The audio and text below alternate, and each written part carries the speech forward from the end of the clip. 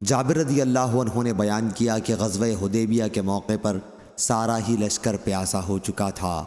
رسول اللہ صلی اللہ علیہ وسلم کے سامنے ایک چھاگل تھا، اس کے پانی سے آپ نے وضو کیا، پھر صحابہ آپ کی خدمت میں حاضر ہوئے تو آپ نے دریافت فرمایا کہ کیا بات ہے؟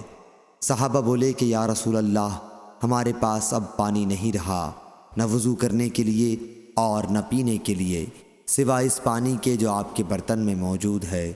بیان کیا کہ پھر حضور اکرم صلی اللہ علیہ وسلم نے اپنا ہاتھ اس برتن پر رکھا اور پانی آپ کی انگلیوں کے درمیان سے چشمے کی طرح پھوٹ پھوٹ کر ابلنے لگا۔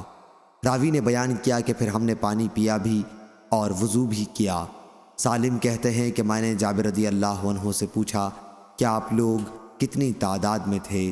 انہوں نے بتلایا کہ اگر ہم 1,00,000 بھی ہوتے تو پانی کافی ہو جاتا۔ ویسے اس وقت ہماری تعداد 1500 تھی۔ صحیح بخاری حدیث نمبر 4152۔ جابر رضی اللہ عنہ کہا کرتے تھے کہ حدیبیہ کی صلح کے موقع پر صحابہ کی تعداد 1400 تھی۔ اس پر حضرت سعید بن مسیب نے بیان کیا کہ مجھ سے جابر رضی اللہ عنہ نے یہ کہا تھا کہ اس موقع پر 1500 صحابہ موجود تھے، چنانچہ نبی کریم صلی اللہ علیہ وسلم سے حدیبیہ میں بیعت کی تھی۔ ابو داؤد طیالسی نے بیان کیا، ہم سے قرہ بن خالد نے بیان کیا، ان سے قتادہ نے اور محمد بن بشار نے بھی ابو داؤد طیالسی کے ساتھ اسی کو روایت کیا ہے۔ صحیح بخاری حدیث نمبر 4153۔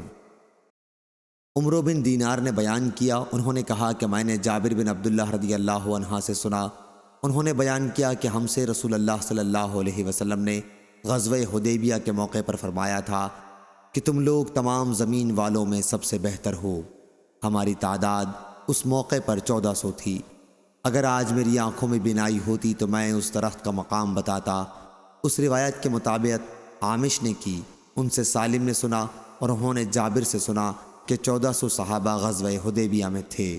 صحیح بخاری حدیث نمبر 4154۔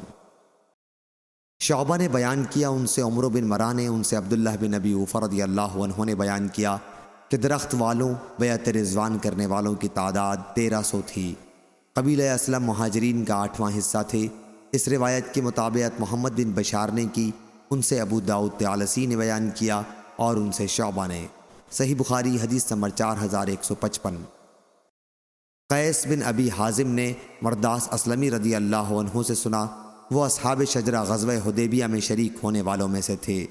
وہ بیان کرتے تھے کہ پہلے صالحین قبض کیے جائیں گے، جو زیادہ صالح ہوگا اس کی روح سب سے پہلے، اور جو اس کے بعد کے درجے کا ہوگا اس کے بعد، پھر ردی اور بیکار کھجور اور جو کی طرح بیکار لوگ باقی رہ جائیں گے جن کے اللہ کے نزدیک کوئی قدر نہیں ہوگی۔ صحیح بخاری حدیث نمبر 4156۔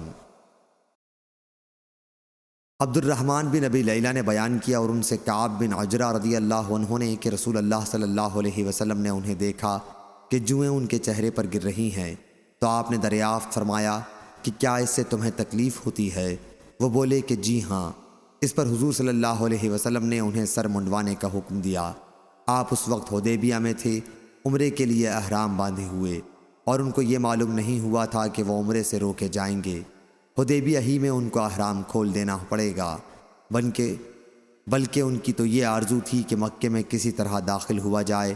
پھر اللہ تعالیٰ نے فدیے کا حکم نازل فرمایا، یعنی احرام کی حالت میں سر منڈانے وغیرہ پر۔ اس وقت حضور صلی اللہ علیہ وسلم نے کعب کو حکم دیا کہ 1 فرق اناج 4 مسکینوں کو کھانا کھلا دیں، 1 فرق اناج 6 مسکینوں کو کھلا دیں، یا 1 بکری قربانی کریں، یا 3 دن روزے رکھیں۔ صحیح بخاری حدیث نمبر 4159۔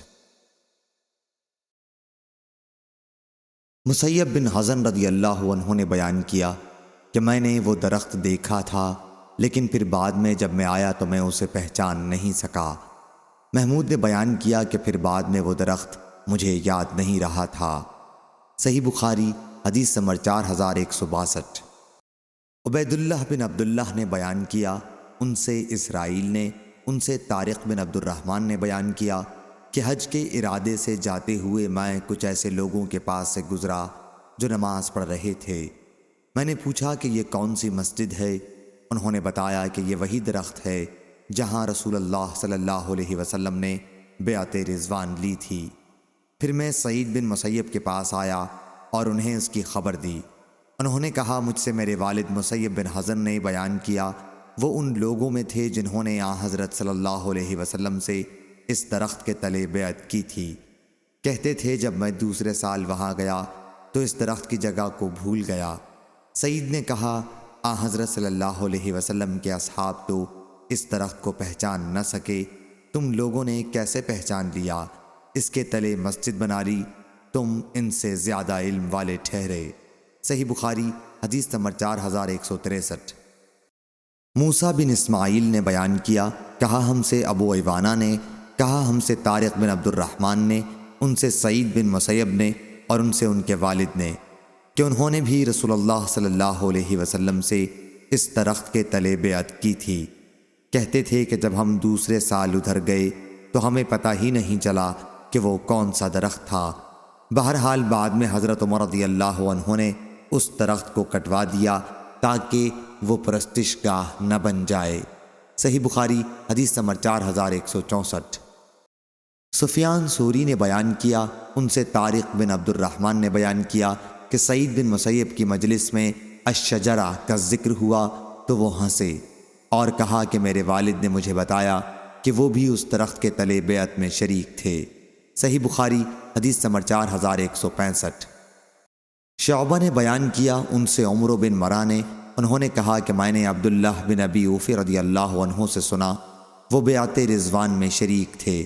انہوں نے بیان کیا کہ نبی کریم صلی اللہ علیہ وسلم کی خدمت میں جب کوئی صدقہ لے کر حاضر ہوتا تو آپ دعا کرتے کہ اے اللہ اس پر اپنی رحمت نازل فرما۔ چنانچہ میرے والد بھی اپنا صدقہ لے کر حاضر ہوئے تو حضور صلی اللہ علیہ وسلم نے دعا کی کہ اے اللہ آل ابی اوفی رضی اللہ عنہ پر اپنی رحمت نازل فرما۔ صحیح بخاری حدیث نمبر 4166۔ عباد بن تمیم نے بیان کیا کہ حرہ کی لڑائی میں لوگ عبداللہ بن حنظلہ رضی اللہ عنہ کے ہاتھ پر یزید کے خلاف بیعت کر رہے تھے۔